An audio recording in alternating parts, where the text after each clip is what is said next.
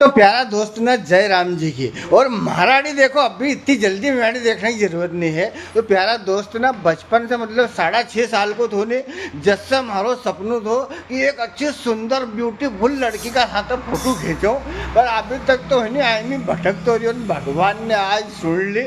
नहीं सपना आप सब वहाँ आप देख ही सकता होगा।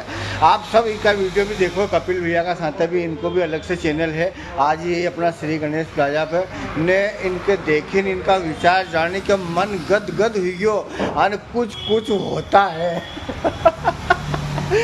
बहुत कुछ होता है। जय श्री राम। जय श्री राम भैया, जय श्री राम। मैं आई हूँ आज श्री गणेश प्लाजा पे।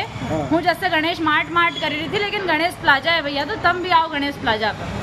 और एक बार थोड़ी भाई बने झूठी तारीफ कर दूँ कैसा लगेगा? अरे भैया भी एक नंबर बहुत स्मार्ट लगी रहे। क्या बात है था मुन्ना में घी